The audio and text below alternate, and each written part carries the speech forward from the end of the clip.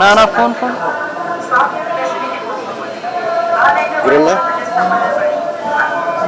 ఫోన్లు విడేస్తారు ఇక్కడ కెమెరా చేస్తాడు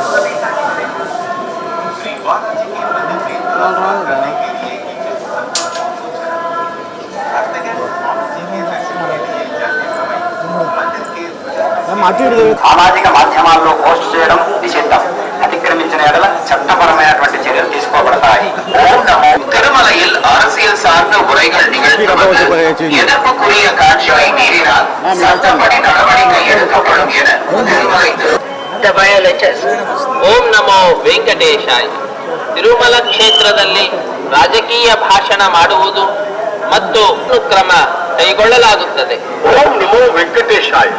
भक्तों को सूचना திருமலா क्षेत्र में राजनीतिक திருமலையில் அரசியல் சார்ந்த உரைகள் நிகழ்த்துவது எதிர்ப்புக்குரிய காட்சிகளை உருவாக்கி சமூக ஊடகங்களில் பதிவிடுவது கடுமையாக தடை செய்யப்பட்டுள்ளது.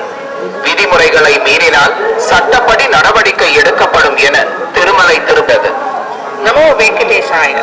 Appeal to devotees in Tirumala making political speeches and creating objectionable reels and posting them on social media is strictly prohibited. Legal against the violators. Tirumala క్షేత్రದಲ್ಲಿ उल्लंघन करने वालों से विरुद्ध कानूनी कार्रवाई की जाएगी.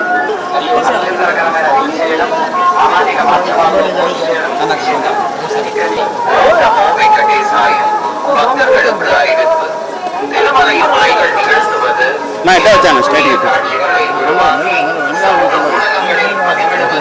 கடுமையாக தடை செய்யப்பட்டுள்ளது.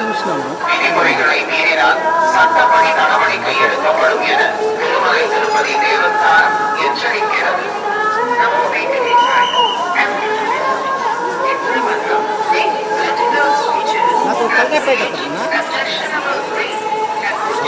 తలకాయ ధైర్యం లేదు సార్ స్వామివారు చూసేదంటే కదా వచ్చింది స్వామివారు చూశాను తలకాయ దించుకొని ఆయన పాదాలు చూసి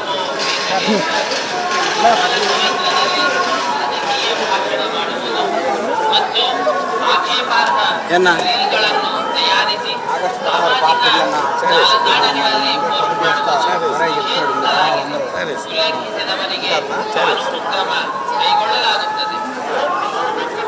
సురేష్ వెనక్కి పెట్టండి ఇది కూడా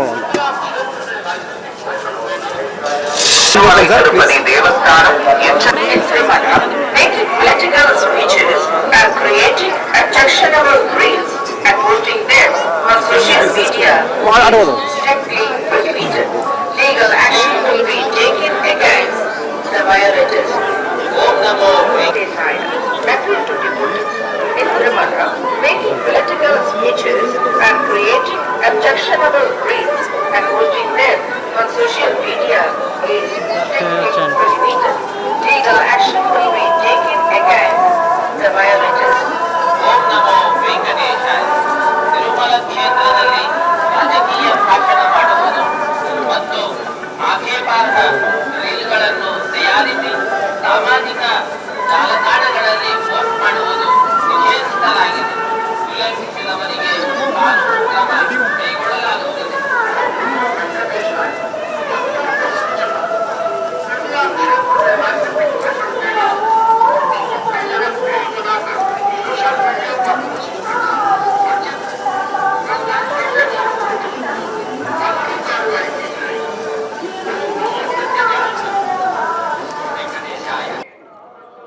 మా కాన్స్టిట్యున్సీ లీడర్ కొడుకు పెళ్ళి ఉంటే తిరుమల రావడం జరిగింది. మంచి దర్శనం అయింది. వెంకటేశ్వర స్వామిని ఇదే మొక్కున్నాము. ప్రపంచంలో ఈ ట్రంప్ చేసిన ఏదైతే నిర్ణయాలు ప్రపంచం మొత్తం దేశాలలో అందరూ కూడా సఫర్ అవుతున్నారు.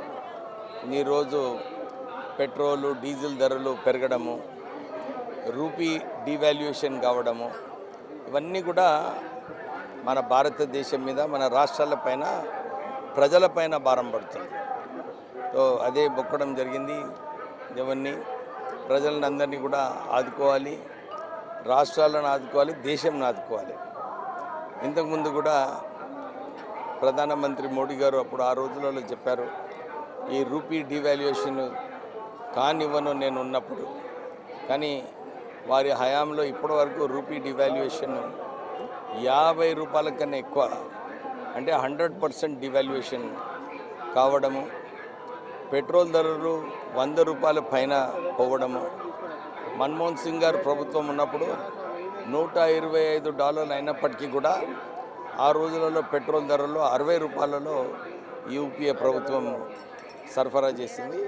ఇప్పుడు కూడా ప్రజలపైన భారం పడకుండా కేంద్ర ప్రభుత్వము జిఎస్టీ చాలా ఎక్కువ రావడం జరిగింది కేంద్ర ప్రభుత్వానికి. ఈ భారంలో ట్యాక్సెస్, ఎందుకంటే ప్రపంచంలోనే భారతదేశంలోనే ఎక్కువ ట్యాక్సెస్ మన పెట్రోల్ డీజిల్ పైన ఉంది. దీన్ని తక్కువ చేసి ప్రజలకు ఇబ్బంది లేకుండా చూసుకోవాలి. ఎందుకంటే పెట్రోల్ డీజిల్ పైన భారం పెరిగినప్పుడు వెజిటేబుల్స్, రైసు, కామన్ మ్యాన్కి అన్ని పదార్థాలపైన ఎఫెక్ట్ ఉంటుంది. ఈ పెట్రోలియం ప్రోడక్ట్ ప్రైజెస్ అన్నీ కూడా కంట్రోల్ చేయాలని చెప్పి కోరుతున్నాను. Thank you.